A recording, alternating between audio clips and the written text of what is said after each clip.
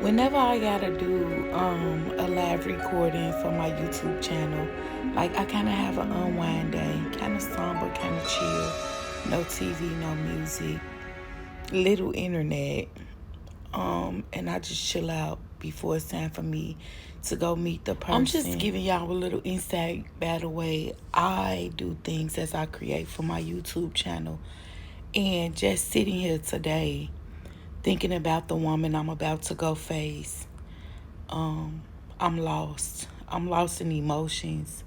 I've read the Bible, a couple of scriptures. I had some meditation time because this young lady I have to be gentle with, and I can't probe, but I can't leave you all in suspense either. There's going to be questions and things that you all would probably like answered. She not only buried one or two, but she buried 3 children. And in losing the last son, not only did she lose him, but she lost him and the children, her grandchildren, that came attached with him, because not only did he unalive himself, he unalived his baby's mom. Well, I'm sure this story is going to be intriguing this evening. It's also very sad and somber. So y'all pray for me. About 10 years ago, well, her first experience was with her kid's father as they were younger. And she was left to raise these 6 children on her own. About 10 years ago, one of her first sons passed away due to unaliving. And she's going to share a little bit about that story. Let's fast forward to recent events. How long has it been? It's been a year. A year ago, another one of her sons was unalived at the hands of an alleged friend. During the funeral preparation process, another one of her sons was allegedly cited as to have a mental breakdown, and he succumbed to that, ultimately taking his own life as well as the life of his children's mother.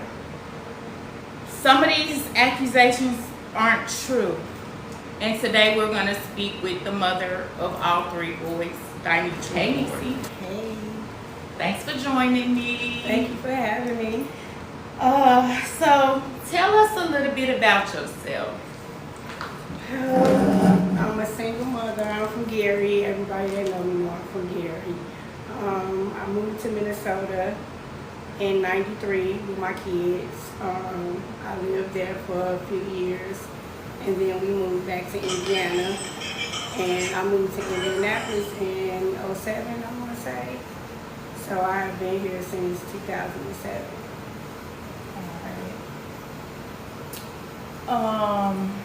In moving to Indianapolis with your children, like, what was your ultimate goal back then? My ultimate goal back then was change for them. I like the Indianapolis a lot. It was nice at first, don't get me wrong. But a lot of stuff changed. The ultimate goals did not turn out how I wanted them to. So when you think about back then, and when you first moved to Indianapolis, and you put the 3 focuses of my show into perspective: the faith, the family, and foundation, what order would those 3 things have came in your life back then? Foundation first. Faith. No. What's family first? Okay. Because I foundation, faith, and then foundation. Okay. Switch that. Yeah. Family first. Faith, and then foundation. That's for back then. Yeah. So let's get into it. You ready to get into it? Yeah, I'm ready. Let's start with Doncero. What was that like, going through raising the boys with him? Like, how much of the boy's life did he experience? Well, I only had one child back down Sarah. Okay. And he only was in there for Marky One for 2 years of Marky One life. He wasn't, he ended up being killed when Marky One was 2 years old or whatever. Me and Don, we wasn't in a relationship or nothing. You know, we just had that son together. But his mother, she was a big part of my life. His mom was. So, yeah. He was only in Marky One life for 2 years. Okay. And then he passed away. Yeah, and then he passed away. Going through him passing away, what was that like for you as a younger girl, a younger woman, and a younger mother? What was that like for you? You know what, to be honest with you, I can't tell you how it felt because me, like I said, we wasn't in a relationship. I felt sorry for my son. Yeah. You feel me? I felt sorry for him because he lost his father. Someone that he knew. It really wasn't oh my God, you know, and I'm just being honest, you feel me? It was more of me feeling sorry for my son that he lost his father. Do you feel like that loss played a major role in Marky Juan's Life? life? Yeah, I do, because that was his father. Marky Juan didn't, besides Raymond Jr. and Fred, Marky Juan didn't have nobody else. He didn't have his uncle, you know, for his support. He had Raymond Jr. and Fred. So yeah, that played a big part because it was things that I really couldn't tell Marky Juan about his father that he wanted to know, you know. And he would have to go to Raymond Jr., like I said, or Fred. So Giuseppe didn't play No. Influential uncle role in his life. So let's tell the story a little bit about Marky Juan. If Okay. you're ready to get into that. Yeah. What exactly happened with his passing? Well, okay, Mark, and I'm the type of person that, you know how some parents, they try to hold stuff back about, you know what, I'm not like that. Marky Juan, he give you a run for your money. Marky Juan was in the streets. And Marky Juan had robbed somebody. And it was to my knowledge, his knowledge, that somebody had some money out on him and his best friend head. So, as I'm telling, and this is one thing I told Marky Juan, I told him, it's repercussions behind everything you do. And the route that you're going, you're going to be either two places, in jail or you're going to be deceased. So he chose that route. It hurted me, but that's, you know, that's the choice he made. He was out here and he robbed somebody. And the man paid somebody to have Marky Juan and his best friend killed, but only Marky Juan was the one who got killed. Okay. So essentially, Marky Juan passed away from a hit being put on his head. Yeah. And so, was there a police investigation launched, or? It was a police investigation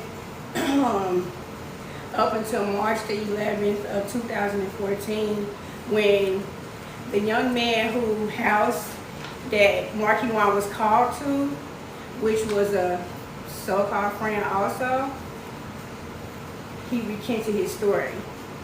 They hadn't paid him and his father off to recant the story. Because they had the story, they already had the person in jail who had called, who had came in the house or whatever, had him to call Marky Juan and his best friend over there and everything. This is what he told the police at first. So they had him in jail up until March the 11th of 2014 when he recanted his story. So the actual person who Paid, not the person who did it, but the person, they had him for conspiracy to commit murder. Okay. That's what they had him on. Okay. So He, like I said, he was in there from December 31st of 2013 until March 11th of 2014. Okay. And that's when the prosecutors called me down there and everything, and they said that, you know, the young man had recanted his story, which they already knew that's what he was going to do and everything. So it was after that, it was just done with. They gave me his clothes and everything, and that was it. I knew it was a closed case. So how did you manage to cope during that time through? Because that was your first. That was my first. That was your first. Uh-huh. But it was, and I'm honestly, it was my kids. With Marky Wine, it was totally different. Like, I didn't have the support that I had with Tay and Cortez. All I had was my kids. So me praying and my kids being there, that was all I didn't go to see nobody, you know, or nothing. It was just me and my kids. So let's fast forward to last year. Mm-hmm. We do In 22. in 22. Yeah.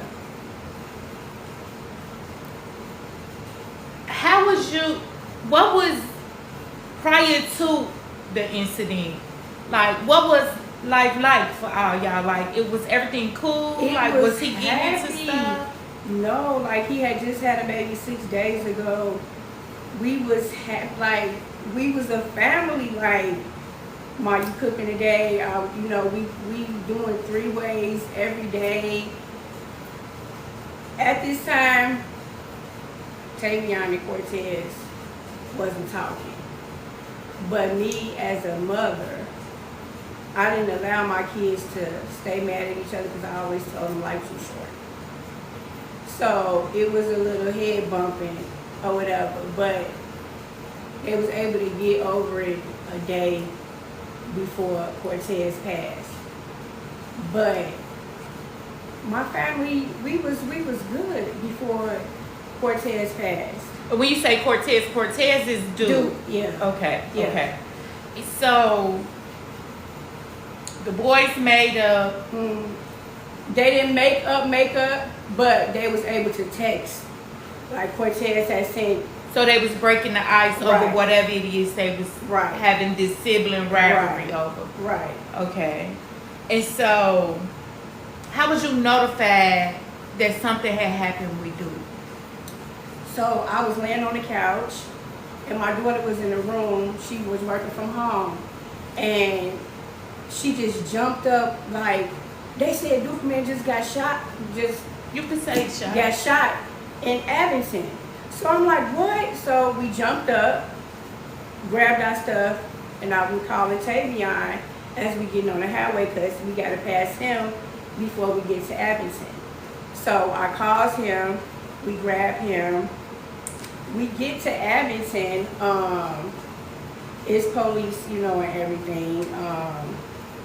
But they telling us like one person is deceased and one person was took to the hospital. And they like, Cortez was took to the hospital or whatever. But it was only one person. It wasn't 2 people. He was the one, you know, that had passed away and everything. So we get to the hospital. They do like they do everybody. You put you in that one room. The chaplain come down, and they try to beat around the bush a little bit, and then they told us that Cortez had passed away. Ultimately, y'all just received the phone call that no family ever wanted to receive. Right. It was like text messages from people, you know, like Duke just, Yeah. you know, in Abington, and that's where we went. We went straight there. From your understanding, what allegedly happened in that situation? Okay, so I honestly don't know why. He was supposed to be confronting somebody else. somebody totally different than the person who he got in the car with. But when the young man was telling us like he got in the car with somebody, we like, no, he lying, because that's how my son was. If he don't know you, he not finna get in the car with you. He gonna watch his surroundings, you know, everything. So he like, no. So probably like 2 days later, we had got a phone call that this certain person was supposed to have done it. But we looking like, why would he wanna, you know, why would he wanna kill Duke Man? You know, this, that, and Say kill. You gotta say. why would Duke Man? Why would he want to unalive Duke Man? So we kind of pushed it, you know, to the side, because we still trying to figure out the young men that he was with who left him in a building. Like my son, he went up 14 stairs and down 14 stairs. That whole apartment was bloody. Like he beat it on people's doors. And when I sit and I think about it, no, I don't expect nobody to open their door, because you don't know what's going on, but at least y'all could have called the police. And from my understanding, the bus driver is the one who called the police. Nobody in the apartment called the police. Nobody in the apartment called the police. So he was going from door to door trying to get help for himself. Yes, that he bled. He panicked. He bled too much. He was doing too much moving. I feel like if he would have just stayed there, you know, been calm, he might have had a chance to still be here. But about him going up 14 stairs and down 14 stairs, beating on 8 doors, just, you know, for somebody to help him. And then he sat on the porch, and somebody said that he was like, I'm about to die, you know, or whatever. And he, like I said, I guess that's when the police got there, because the detective said it took them a minute to actually. That's what I'm saying. Nobody called to give, you know, the address. Like he said, something going on out here. They had to literally like look for where he was at. And by the time they found him, it was too late. Yeah. But then another woman, you go to somebody else that I know, and you tell them that, oh, I was scared. You was scared to pick up your phone? And I'm just being honest. I didn't, but you, like I said, you never know until you're in that situation. And then when I thought about it, they don't know. All I heard was gunshots. But you could have called. You could have picked up your phone and called the police. Gave them an address. They had to look for where my son was at. Yeah. And when I got there, I knew it though, because all his cold clothes was in the streets and stuff, cut up. So this is gonna be difficult. Mm-hmm. How much information do the police have about the situation that happened with Duke? Because the streets know a lot. Yeah. They know as much as what I have told them. And see, I got this information came from somebody who was talking in jail. They wasn't in jail with my son, AP. They wasn't in jail with him. They was in a totally different place and was there with someone that I knew who overheard them talking about it. They gave government names. They didn't give no nicknames. They gave government names.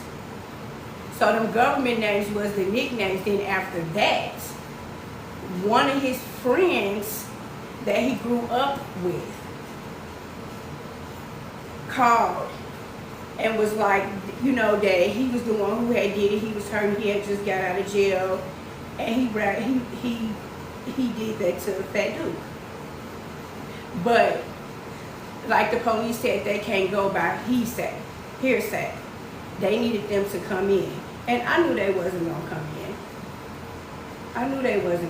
And so none of the evidence pointed at the person who only thing was going around saying, yeah, I did it. He never, the police was trying to question him.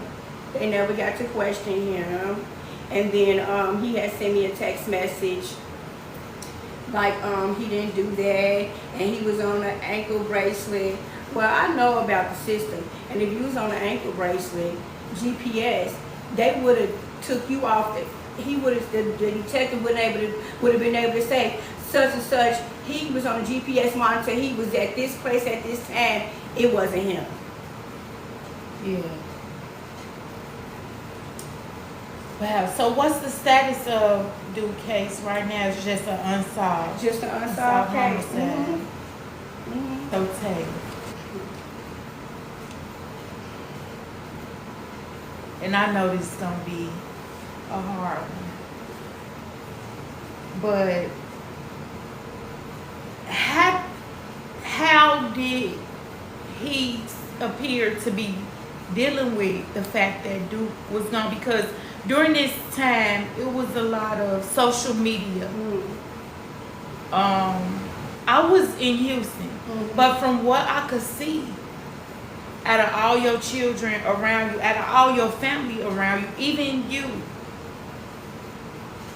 Tate took it the worst. Yeah, he did take it the hardest because, like I said, him and Duke Man, they didn't get to settle their differences.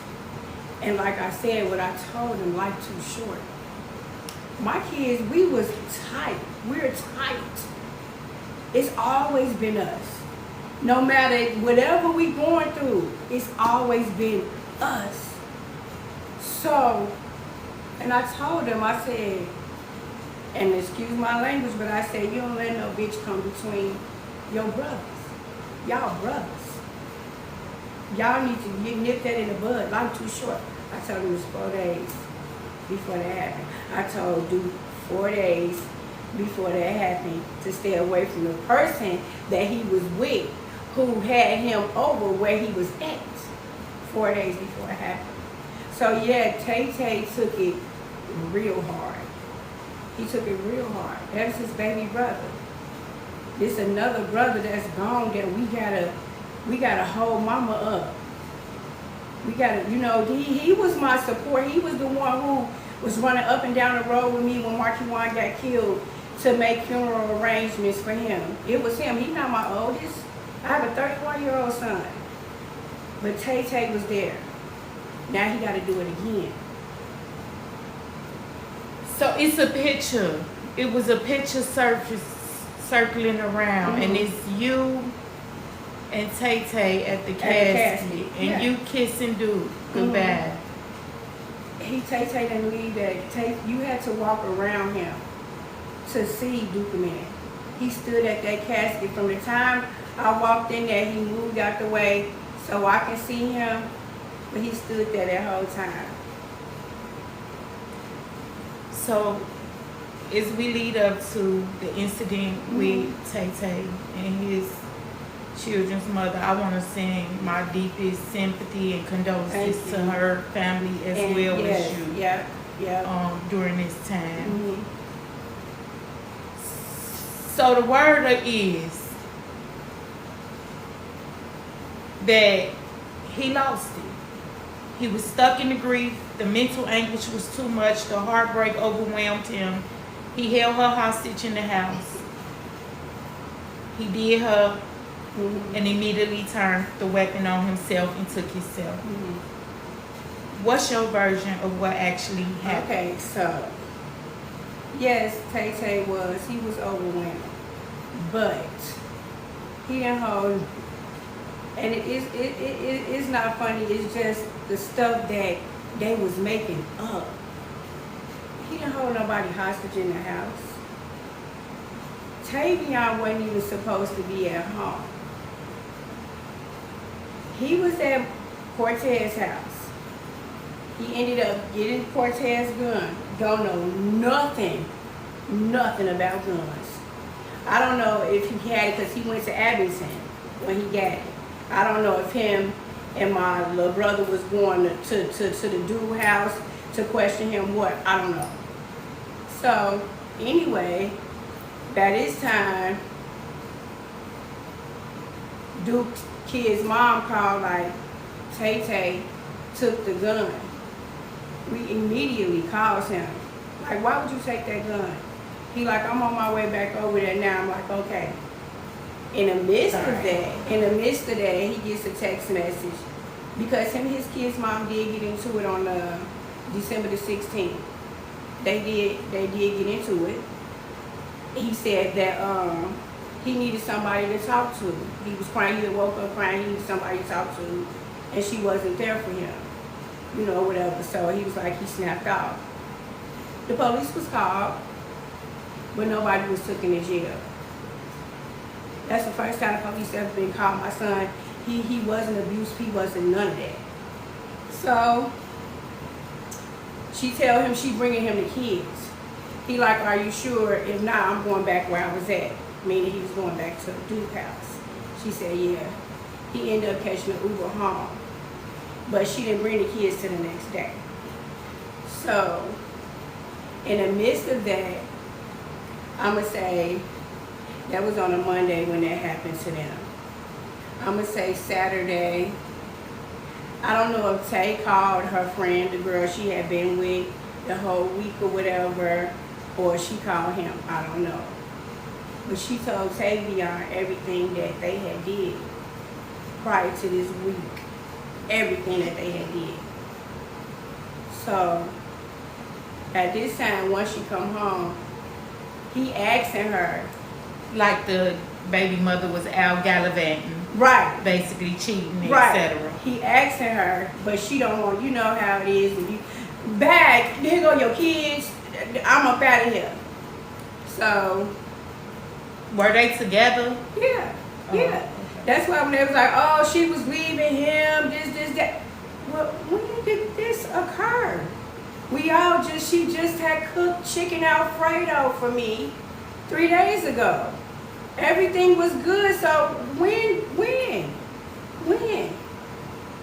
So, in the midst of this, he trying to talk to her, she don't want to talk. She picked something up. Now this is coming from my grandson. He in the house. He's seeing everything. She picked something up, and he picked the gun up, not knowing that it was a bullet in the chamber and it wasn't no safety on the gun. The gun went off. My grandson like, my mommy was still breathing. Tavon instantly shoots himself. He tell my grandson, he's sorry, daddy sorry, and I love you. And he shoot himself. That's when my grandkids run outside. And her brother comes down in there. Her brother been out there the whole time. Outside the home? Yeah. Why you didn't come down there and see what was going on? When we asked him that, because he said his girlfriend had told him they in there arguing or something, whatever she told him. Me and my daughter asked him, why you didn't go down there? Because Tavon wasn't like that. I know he wasn't. So when he heard the fire, he go off, he down didn't there go in until it says it on the paperwork. He can't. That's when he came down there once the kids came running out and said, my daddy just shot my mommy and shot himself. He came down there. He drug his sister out the house. You ran back in the house 3 or 4 or 5 times. You took the murder weapon. So then when they get to the hospital, the girl is there who done stirred up the mess. She's the one who made the story up of, oh, he was beating her. He was doing this, he was doing that. That's why I didn't understand when her mom had went on TV and she was like, why you didn't say nothing, why you didn't say nothing? And we sitting there like, why she keep saying, why she didn't say nothing? It wasn't nothing to say. This girl literally lied. the friend. The friend lied, but Tavon had told Dejanelle, that girl ain't your friend. He had told her that. This girl sat up here and lied. They messed up a whole family. A whole family. But instead of them thinking like, she been with him for 9 years. You know, like I said, you know how kids are. They gonna talk. CPS worker, when I talked to her, I told her, I said, my son. Because the CPS got involved Yeah. because now the children have no surviving parents. Right.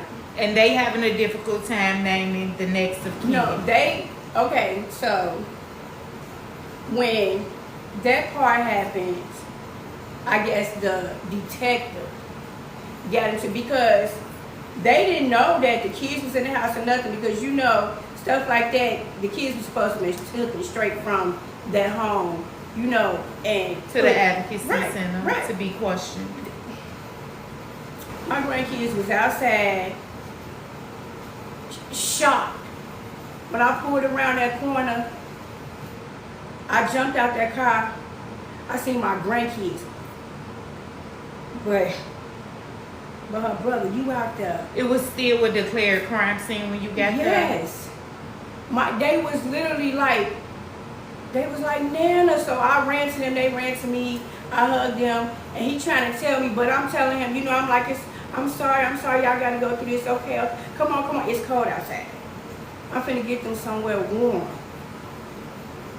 So I never even had it in my head that, oh yeah, I'm gonna take the kids. You know, that wasn't my perspective. But I still wanted to be in my grandkids' life. I had been in their life through all of this. When they was together, I was there for everything. So when I got in touch with the CPS lady. Yeah, like, so hey, how did the battle over them occur? Like, what happened? Did the mother of the girl become filled with anger and say she didn't never liked me? Oh, so it was already. She never liked me before this happened. So this was just something that, yeah, I got you. But that's okay. I got a lawyer, and I'm still fighting to see my grandkids. You could do that, but I still, when it's their birthdays, Christmas, I still get stuff for them. And due to Dejanelle's sister, I'm able to sometimes see them, but not often, because I don't want her to be getting into it with her family, because they like, oh, she letting them, you know, see the kids and everything. It's just. So you don't have a mess. set visitation yet? Nope. The court didn't award you grandparents' rights or nothing Indiana yet? is messed up. What is this outcome of CPS? What was the final order? The only thing the CPS worker said, I was like, my son wasn't abusive. She said, no one said he was abusive. They don't know what happened. I said, but that's not what they said on the news. She said, well, your grandson, he said that his daddy never hit his mommy. You know, so I don't know. You know, she's like, I don't know about the other stuff, whatever. So the outcome has been, they still, you know, she's got guardianship. I talked to CPS 2 times. The second time I talked to her, which was January 24th of 23, she told me to go down there and file for some type of guardianship for my grandkids. But she knew that her mom had already been down there, and it was already a court date set. Because you don't want guardianship. You just want to be able to see your. I just want to spend, the weekend is enough for me. The weekend is enough for me. And the holidays, that's it. I didn't want no guardianship. I didn't want to fight over no kids. None of that. Have you tried to articulate that to the other grandmother? Like, Yes, I just want to see them. I have did that so many times, and it's like, you'd be like, the people that she's around and the family, like, nobody is, so everybody is just like, yeah, fuck her, you know, this, that, and the other, whatever, and it's sad. It's sad. It's like I said, they was together 9 years.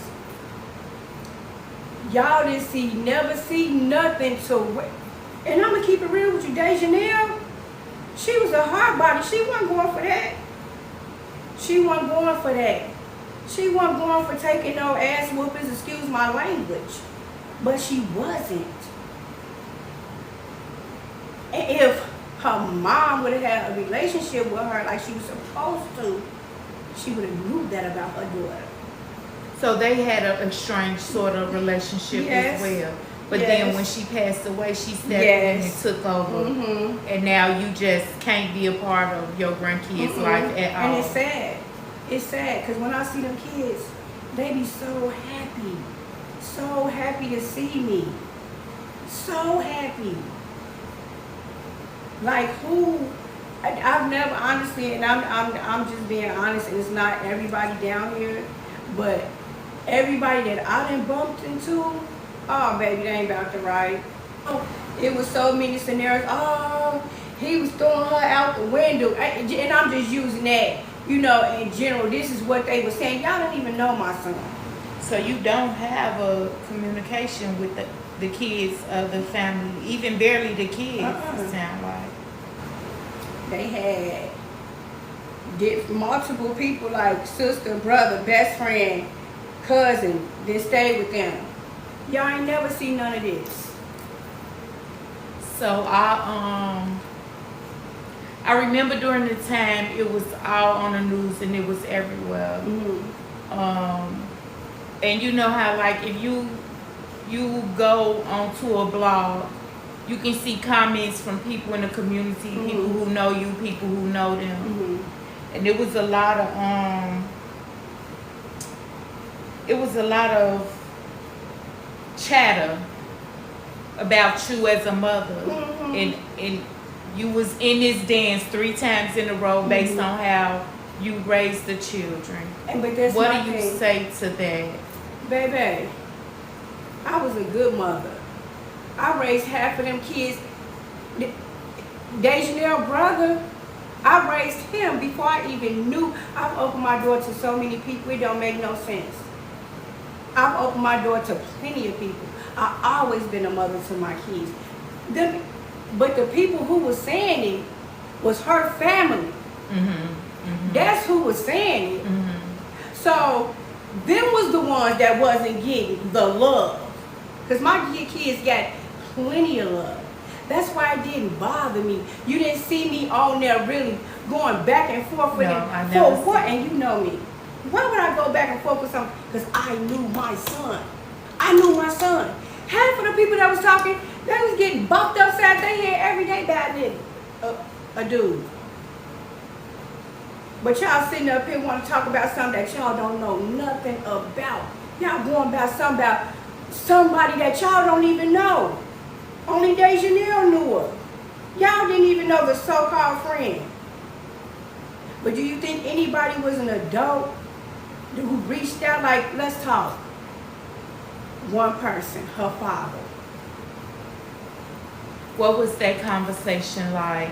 He wanted to know about my son.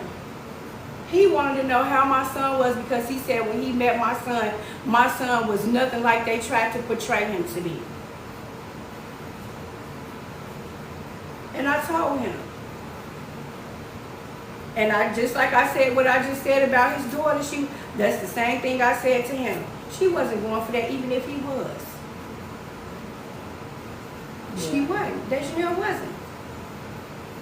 Well, I think that's good you had a chance to talk to somebody that had an even mind during that time and that was willing to discuss things from your point of view about your son. I think that was a good thing for you.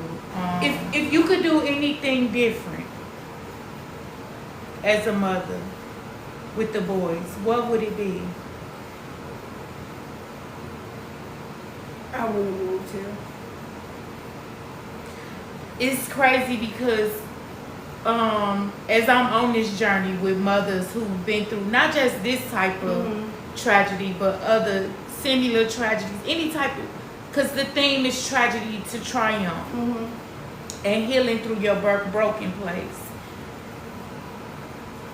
The most of them who have came from surrounding areas of Indiana to Indianapolis in search of a better life and raising their children say, I wish I never brought my son here. I feel that eats me up because I wanted to leave so many times. And then it was like they started having these kids. And I'm like, I can't leave my grandkids. I gotta be here to support my kids. Because that's what I do. So that was another reason why I was still here. And some people may, I hate that. I should have left. And don't get me wrong, there's crime everywhere. It's crime everywhere, but I should have left. Do you feel like you have been served with injustice by the Indianapolis Police Department? Do you think they handled your kid's situation properly? No. The last one with Tavon's, his was so easy, an open and closed case for him. It didn't, it didn't matter. With Marky Wand, they looked at his background. They didn't care. I got it on the autopsy report where the paramedics, when they arrived, they told him it was 18-year-old Maran Ward known for burglarizing the neighborhood. That's just how they felt. He suffered for 45 minutes. For 45 minutes. They didn't even try to get him. They told me they was working on Marky Wine. I got Marky Wine clothes still in the closet. Dang, how was y'all working on him? And all his clothes are still attached. Wasn't nothing cut. Not a shoe, not nothing.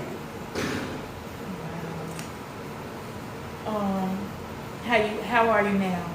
How you coping now? You know what? It's a year later since Duke and Tay. I'm coping. I keep their memories. We had so many good memories. I keep them, within me, even though that hurts sometimes. Just thinking about the good times. It's hard because I came down here with 5 boys and 1 girl. I got 1 son and 1 daughter. My other son in Minnesota. So it's totally different. So you got 3 surviving children out of the 6. Mm-hmm. So when you think about starting over, like from the breaking point, throughout all of that, what did you consider a breaking point, or do you feel like you've reached that? I've reached my breaking point. Wow. I don't. You know what? My kids wouldn't even want me to be sad. That's one thing they always used to be like, Mom, you so strong. You so strong. I've been through so much with my kids. So much. I know they wouldn't want me to be sad. But I'm not at my breaking point yet.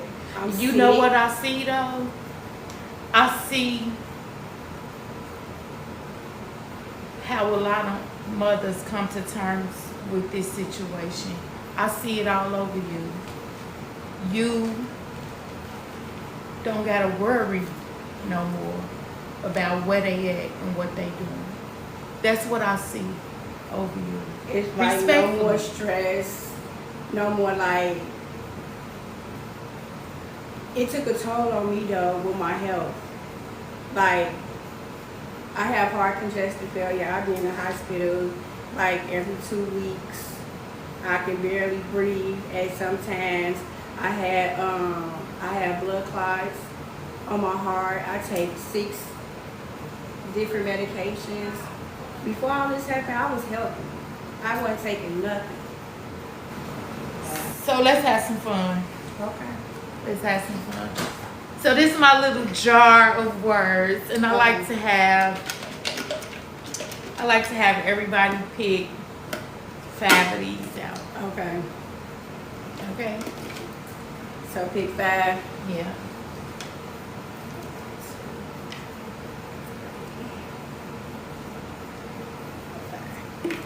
Okay. All right. So, what's your first word? Pleasure. So, when you think about that word, what brings you pleasure now today after everything that you've been through?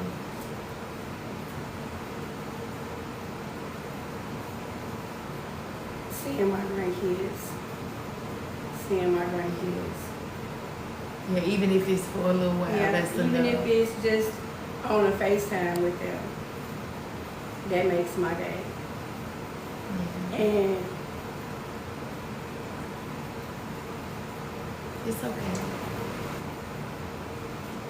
It's okay. Take your time. I just hate that they gotta go through this. All of It's them. okay. What's your next word? Progress. What does progress look like for you? It's looking good. It is. Is the biggest plan of progression to get something set in stone for visitation with your grandkids? Yeah, I want to. I really do. It's like but I know that she not going, I know she's not going to be an adult about the situation as far as can we talk. So you feel like the only way would be a legal action? Yes, that's why you think I wanted to spend $5,000 on a lawyer and they taking their time?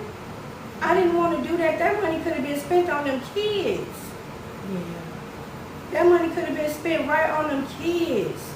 I want to be able to go down and see if these kids is eligible for anything. But I can't do that if she acting the way she acting. I'm thinking about the kids. You thinking about, oh, fuck, we thinking about two totally things. I'm thinking about something in the long run for the kids. Mm-hmm. For the kids. What's your next word? Together. What is togetherness like? What does that look like for you? Right now, only thing is together is me and my daughter and my grandson, her son. I'm right now, I'm not speaking with my son, Cortez, his kid's mother, or whatever. Hopefully we can get. So you're not even Yes. seeing Duke kids? You know what? She said I couldn't see them, but I seen them today. My daughter went and got them. I seen them today. It's they feel like it's favoritism. It's not favoritism. Amongst the grandchildren? Amongst me, my daughter, me and Lala, we live together, and Marcavion is there every day. So it can't be any favoritism if we live together. It's just a whole bunch of bull crap. But hopefully, we can get over this. If not, then it is what it is. I'll continue to birthdays and Christmas get them gifts like I'm doing for the other ones. Because I'm tired. I'm not going to stress myself and kill myself over it. What's your next one? What does that word mean to you? I want to be in a better place by the time my son come home. I can't afford to lose nothing else. I want to be in a better place. That's probably sometime next year though. But yeah. You say you don't feel like you broken, but I see. You see, we tend to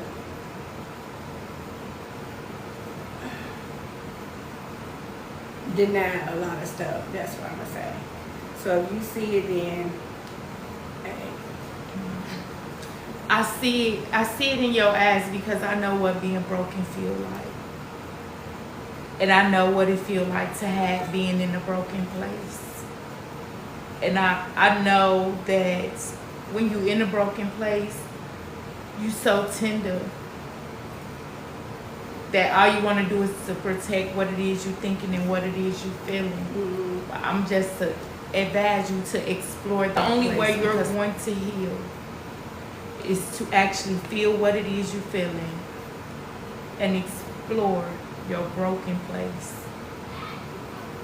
Grief is not easily navigated. At all. It's not. And I went 10 years in a broken place from my granddaughter and didn't even know. I thought I was okay. Mm-hmm. And I wasn't okay. And it's okay to not be okay. Right. Especially with the amount of adversity you've been through. What's your lesson? Grateful. What are you most grateful for?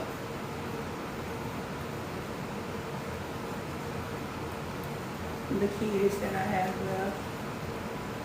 The kids that I have left. I'm grateful. And I used to, it's like, hey, why God give me all these kids? Now I see. Understand the plan and the purpose. Do the memories, the fun times, the laughter, the joy, the bringing them up, the raising them, do you find solace in all of that? Do I find what? Solace, like happiness, solitude. Do you find solitude in all of that? Like, is all of that enough to soothe your heart from that absence? It's not, because I wish they was here. But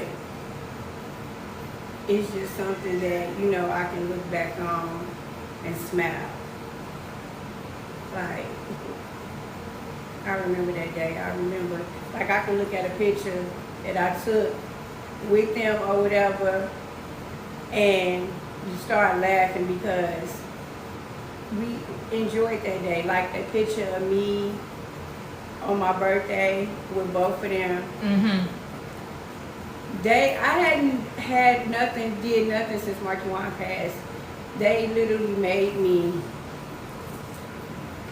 do that party. And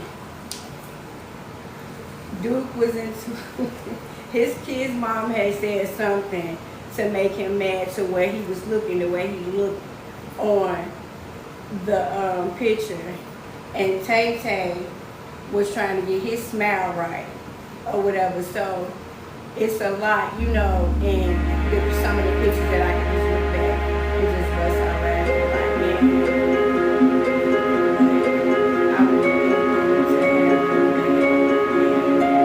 Do you accept God's plan? Or are you questioning why God might not apply it? You know what? And I don't want to be like that. But I am, because it's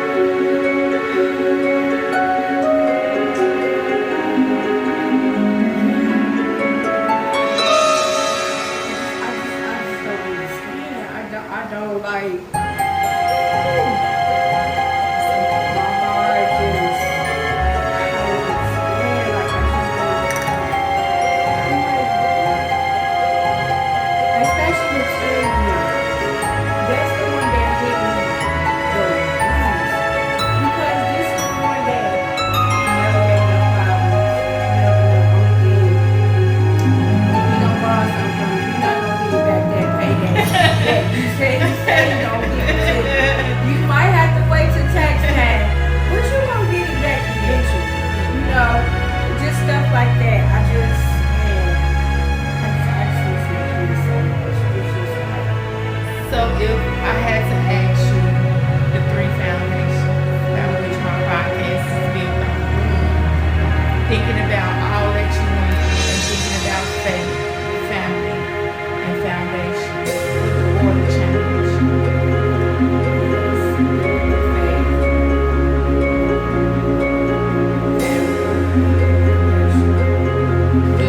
How do you remain this strong?